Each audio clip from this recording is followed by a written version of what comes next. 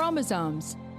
Little strands of nucleic acids and proteins are the fundamental genetic instructions that tell us who we are at birth. Most people are born with 46 chromosomes, but each year in the United States, about 6,000 people are born with an extra chromosome, making them a person with Down syndrome. If you've ever encountered someone with Down syndrome, you know that they are some of the kindest, most joyful people you will ever meet. They truly have something extra. My name is Lisa Nichols, and I have spent the last 24 years as both the CEO of Technology Partners and as the mother to Allie. Allie has something extra in every sense of the word. I have been blessed to be by her side as she impacts everyone she meets. Through these two important roles as CEO and mother to Allie, I have witnessed countless life lessons that have fundamentally changed the way I look at the world. While you may not have an extra chromosome, every leader has something extra that defines who you are. Join me as I explore the something extra in leaders from all walks of life and discover how that difference in each of them has made a difference in their companies, their families, their communities, and in themselves. On today's show, I'm excited to welcome Khalia Collier. Khalia is the owner and general manager of the St. Louis Surge, a professional women's basketball team.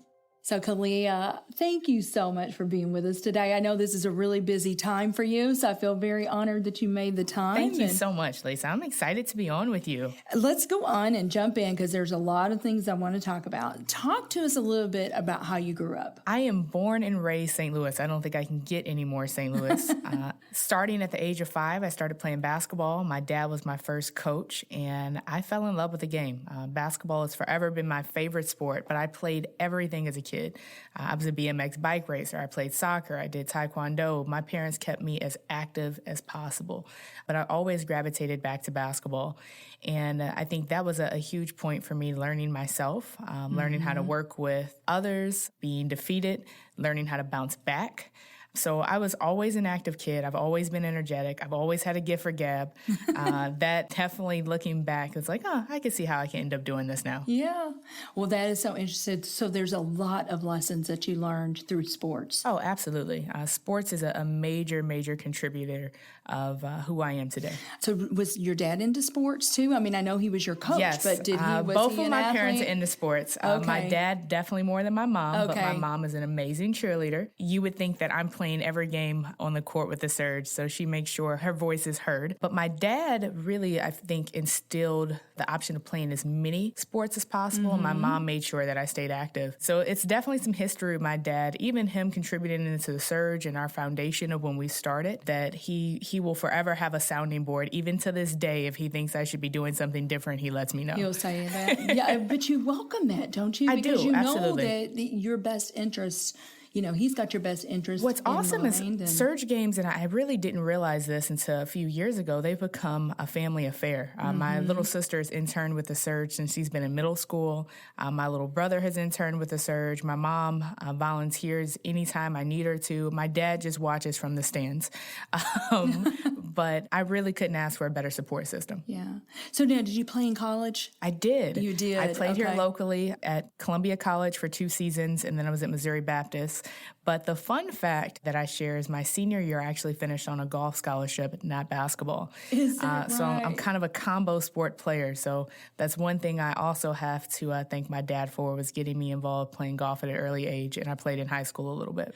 Well, we kind of have talked a little bit about your early journey. Now I want to move into when I met you. I remember, Khalia, you and I met through an innovation summit that we were both a part of. You were the moderator. I was on the panel, and we got together, and I was just blown away about your story about the Surge. You played basketball in college, so you graduated, and then very quickly, let's talk about that. What did you do? It's funny because at an early age, my resume sounded a lot longer than it was. But my senior year, since I had switched to playing golf, I had a lot more time on my hands. So I started working for a local automotive dealership here, Plaza, It was kind of great timing because it was filler time, and then I got really good. And so I went from customer service to leasing. Then I got fast-tracked into their management program when they switched over to Asbury. And so I got an immediate foundation into really the ins and outs of the automotive dealership. And primarily, my brand became Lexus. And so having the opportunity to get exposed to corporate with a Fortune 500 company, really understanding and being directly under our GM was an amazing experience for me because my primary skill set was finance. So that transitioned me into how I came about the surge was really the most interesting because without my corporate background, especially having that at 21, 22, to transition those first few years, I think it gave me a different skill set to be able to come in as being an entrepreneur. So talk to us about that. You were how old when you when you went and bought the surge? I took the crazy leap of faith to buy a basketball team at 23 years old. May of 2011, I became one of the youngest franchise owners in the country, and we hit the pavement running. Every year, I kid all the time. I say each year, especially as being an entrepreneur, is a dog year because you learn so much. You build so many relationships. It's just the highs and the lows, the pitfalls, and you always figure out a way to get through them. And, fast forward for us, we're in our 8th season. So with 7 seasons under our belt, this is the first year we've been on the runway and now we're taking off. In terms of the visibility, we've built a brand from scratch here in the city. We've now positioned ourselves next to the Blues and Cards as really being recognized and marketed in the city as the next women's franchise building in the market. And we want to make sure people feel the surge and know that we're here to stay. I love it. I just love it. Well, it is certainly a great addition to the St. Louis community. And our family has been to the games and they're just a ton of fun. It's great for the whole family. What's awesome about Surge games, and I don't want to sound biased, but they're amazing. So the amount of excitement, the positive energy, the fact that we draw town and country and St. Louis City in one spot and no one blinks an eye. It is reflective of our community.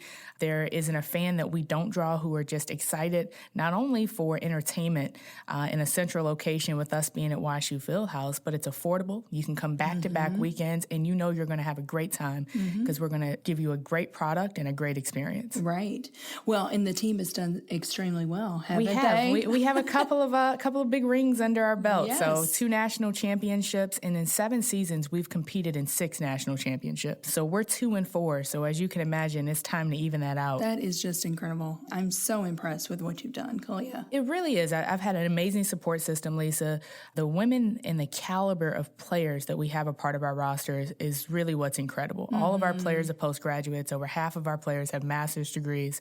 We are really, really good and really, really smart. And the dynamic of showing the community not only professional women athletes, but incredible women off the court.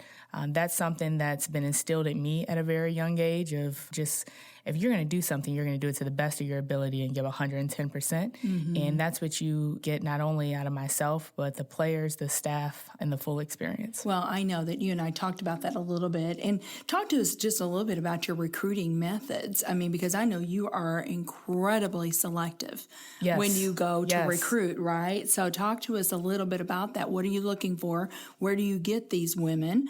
I think you've even gone overseas, haven't you, to recruit some? What's amazing is we literally customize our own dream team from across the country. Always, though, half of our players are always from the St. Louis and Illinois area. There's enough talent that comes right out of our backyard to be able to attract and retain here in St. Louis.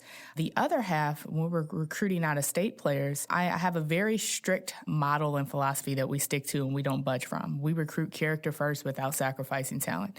It's at the foundation of who we are. If you don't naturally like to volunteer, if you don't naturally like kids, you're simply not a good fit for us. So every player goes through a very extensive interview process. Every player goes through a full personality and professional assessment. We've been very fortunate with our consulting firm, with CMA, understanding why we wanted to add this as a component of our recruiting process. And what's been amazing is we now take that career inventory data and be able to pair it within our corporate partners. So last season, we placed 8 players within our corporate partners. partners. And so you're seeing us recruit talent. That's the given, right? We averaged 104 points a ball game. You know it's going to be a fast-paced transition game. But the flip side is all of these players are now also pursuing their careers as engineers, accountants, communications, marketing, and so on and so forth. And it's like, oh, wow, I didn't realize that they have a whole nother job to add on to that. Well, and I'm just thinking, Khalia, you've done it right. You really have, because we know athletes many times get idolized, and especially by younger people, but showing that these women are smart and they are of the highest character first. And I love that, because there's a lot of young eyes that are watching. And truly outside of sports, that's the same thing you're building within your business, Lisa. You want great people that work for you, that you know that you can trust, that you know that they're building with family values.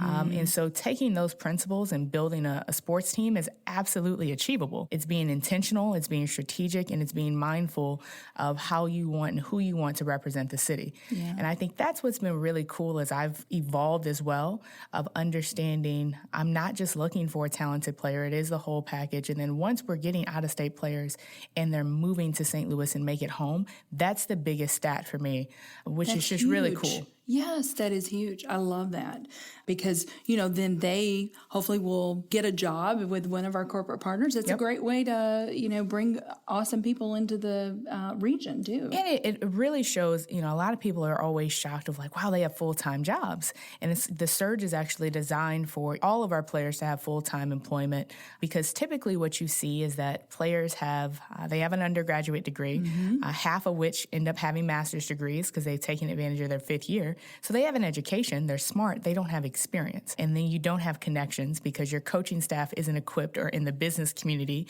to be able to tee you up with an immediate intro. And so we provide those umbrella of resources to be able to do that for them. And it's kind of low-hanging fruit for me. After seeing this, I was like, wait a minute, why wouldn't more programs, why wouldn't we do this more? So I've been really focused on creating the Surge blueprint so we can scale this as we continue to grow. Right. Well, and that is something that I've seen you do. I mean, you truly are out there in the community and you are building relationships with corporate partners. And, I think that is something different, It's than organic what you see. too.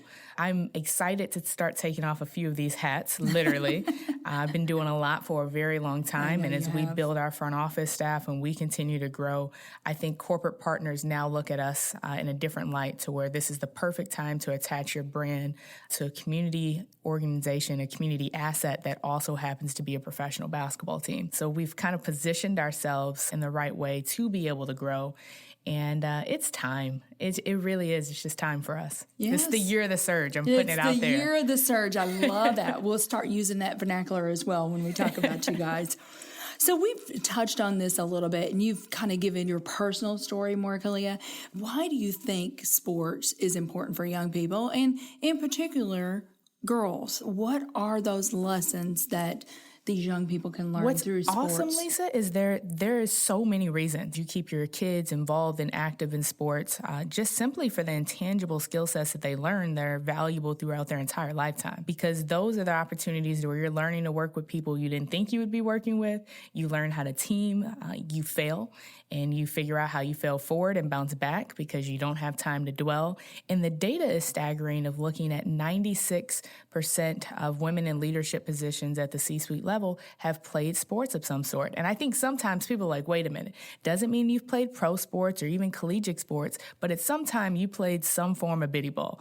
Something happened to where, and then I get a lot of questions where like, well, I'm a dancer, I'm a runner. That means you're athletic. That's right. And that timing of getting women to say, if you've been to a Blues or a Cardinals game, you too are a sports fan. And so we want you to be a Surge fan, no differently. And I think the importance for my young boys, it's awesome because it creates a mindset for them to see strong, successful women at an early age, and then they grow up and that's their norm. We immediately break the cycle of men who don't experience women's professional sports or don't see it as often as they should. They see it when they come to a Surge game. So most of my little boys and my guys are just blown away by a Surge game. And for my young girls that are attending Surge games, they get to see what's possible. They get to see women that that look like them. They get to see that you don't have to just choose one career or one dream, that you can too be a professional athlete. You can pursue your professional career off the court. You get to see young girls who are just like, wow, this can be me. And then you take back into the data that we've seen of girls dropping off at 13, 14 years old because they don't see a future in the sport, because women still aren't being paid equal wages across all of women's sports. But what we know is that this is not a trend. This is the way the world is headed. Women are being celebrated. You're being empowered. You're seeing more women in leadership positions. You're seeing more women entrepreneurs. And so that's what young girls see at a Surge game. I love that. Well, we're going to take a quick break and we'll be back with Khalia Collier. Hey everybody, this is Brian Muncie and I'm the executive producer of the Something Extra podcast. Now I know you're listening to this show and thinking, wow, this podcast thing seems to be taking off. How do I get started with my own podcast? If you aren't thinking that, you should be. Podcasts are one of the most disruptive new ways to reach your audience, and businesses of all sizes are taking note. If you want to get ahead of the curve or just want to explore some ways podcasting can meet your business goals, reach out to me and email podcast@technologypartners.net. I'd love to help. So, Khalia, I mean, there are already a lot of fans for the Surge, but for those listeners out there that maybe haven't even heard of the Surge, why do they need to become a fan? You want to be in a Surge game because not only is it affordable for your family, it's a ton of fun. It's a one-in-a-lifetime experience that you get to do the entire summer. It's an amazing opportunity to see the fan base that we've organically grown here in St. Louis. You know, every fan that we have, we've earned by being entrenched in the community, one by one, through all the community service that myself, our players, our coaches, of making sure that we're grassroots efforts. And I think that's what's so cool for how many people have still yet to learn about the Surge. The more you see our marketing increase by the growth that we're getting from the city, it changes the whole dynamic of being like, wow, this is the place to be. Why have I not gone to a Surge game? Absolutely. And we want that buzz continuously happening in the city. Yes, and that is something I've definitely noticed about you and about your players. I mean, you are out there in the community. It's really important for you, Khalia, for these players to not just be a model on the court, but you want to get entrenched in the community and transform the people that we wouldn't have it any other way. With. We exist to make transformative change. We exist to make community impact, and a byproduct is we win basketball games, which is a little different from what you see in traditional sports. Sure. And so just by seeing the power of how are you surging in the community, we want the Surge to be a noun. It's truly positive impact. And I love the fact that you never come to a Surge game and you see anybody grumpy. Even when we're down, it's just intense. Yes. You're smiling because you're being welcomed. You're being appreciated because you could be anywhere else on a Saturday or a Sunday, but you're at a Surge game. And so I kind of laugh at all the people that say, you know, this is just a card city, you know, this is a baseball town. It's simply not. St. Louis is a sports city. Very gratifying. We've grown to 2,000 to 3,000 fans organically. So imagine what we do as we increase our marketing budget. I know you will. Lisa, that's the part you don't have to worry about with me. That's right. We get to do this for a very long time because it really is about impact and creating good change. Positive change. Well, you've already alluded to it a little bit. I mean, St. Louis is a great sports town. Yep. There is no doubt. We've got some amazing teams here. But, Khalia, you've probably thought about it, and I think I probably could guess where you're going to go with it. But, I mean, how could it be even better? I think it's by embracing the teams that we have. When people are saying, all right, well, how do we attract an NBA team, an MLS team? And then I love to tell them we already have professional basketball in the city. So stop saying, I wish we would have a pro basketball team. Yes. You have one. You have the Surge. Yes. We just want to continue to make that bigger and bigger. And I think that is the key component of supporting. If you're not wearing merch, if you're not buying tickets, we can't grow the fan base, and particularly for women's sports. I am very keen on positioning the Surge brand to where it's not just the right thing to do. It's a good cause, or you go to a Surge game because it's an incredible product. You come to a Surge game because you want the experience. You love the talent and the players, the fact that we have 8 All-Americans on our roster. That is what's exciting, and it's keeping that at the forefront of what we're building. Well, you certainly have been a trailblazer for the women's sports, and so I'm really hoping that as other sports teams look and see how St. Louis has embraced the Surge, they'll be inspired to do the same thing, you know, with other women's sports, soccer 110%. Or whatever. It's passing the baton and it's creating the platform for others to be able to do it. That's what trailblazing really is. A couple of the legends that are here, Jackie Joyner-Kersee has been incredible in terms of her winning in life and what that meant for her. And to be able to share that with me, it's now the next generation has to do it even better. And then the next generation. And that's how we create the cycle of positivity and people wanting to just do something outside of themselves. I love that. Well, and you just reminded me, I mean, we're always, wherever we go, we're standing on somebody else's shoulders. Absolutely. Aren't we, Khalia? Absolutely. You know, because Jackie Joyner-Kersee did set the bar, right? And then you're standing on her shoulders. I mean, I think that's so wonderful. Well, let's talk about, this is called Something Extra. So let's talk about maybe something extra in one of your players, something extra in your dad or your mom.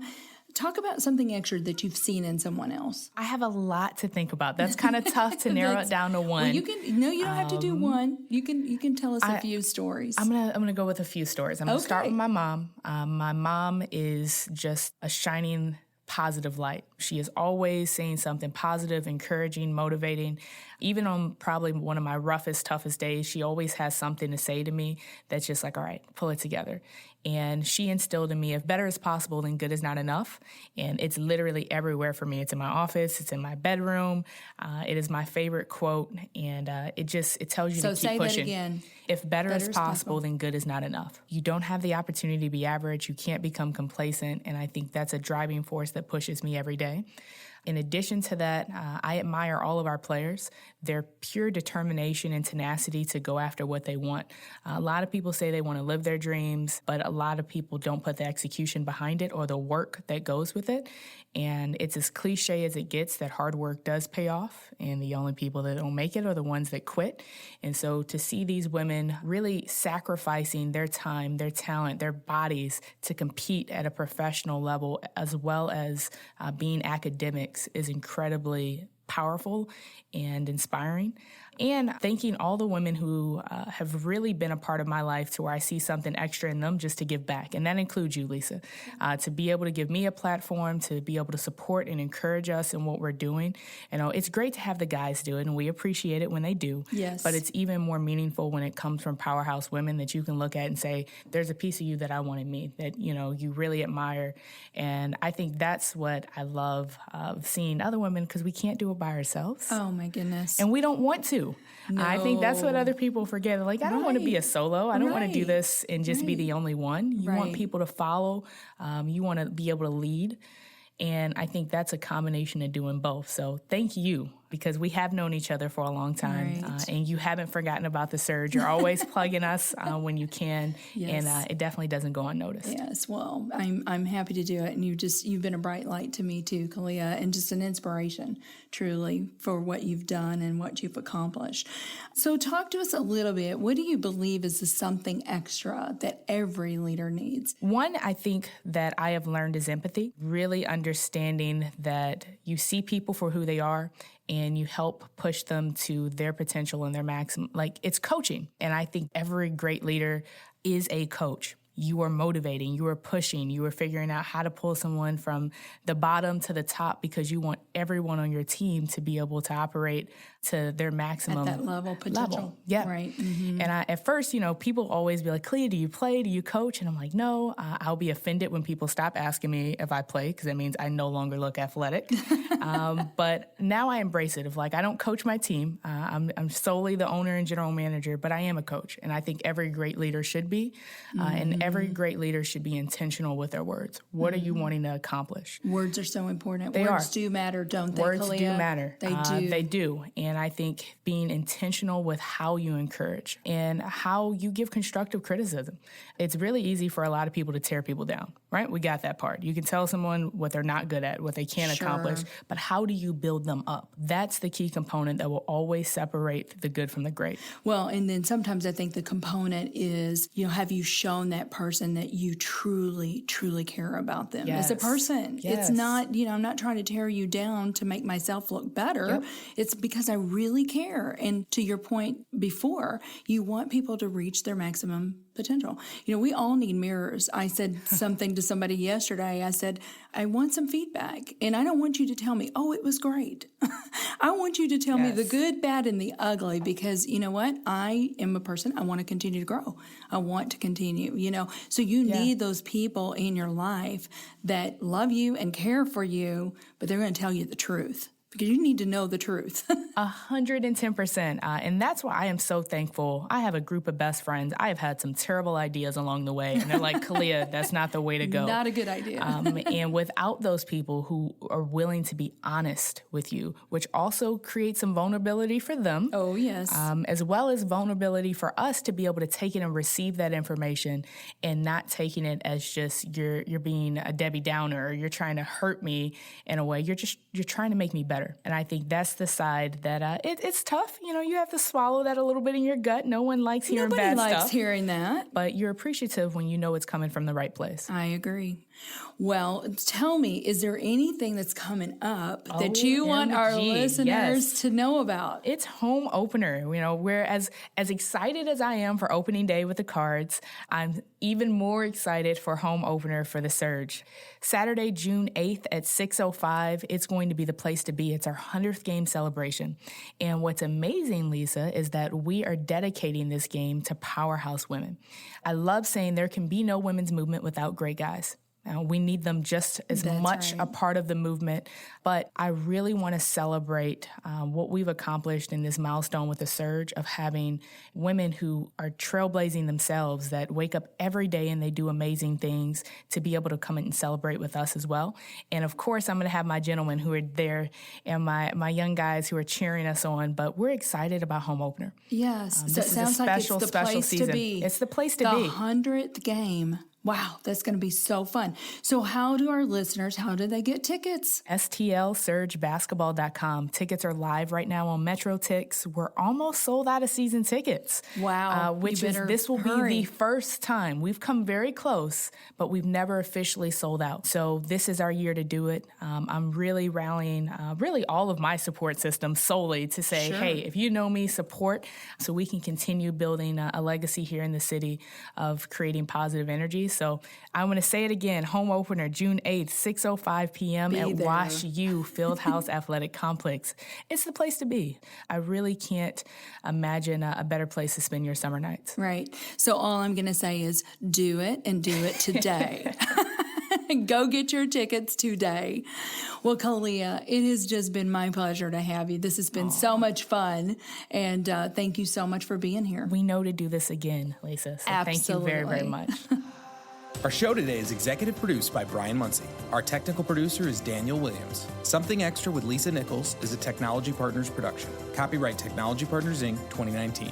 For show notes or to reach out to Lisa, visit tpi.co/podcast. Don't forget to leave a review on Apple Podcasts, Google Play, or wherever you listen.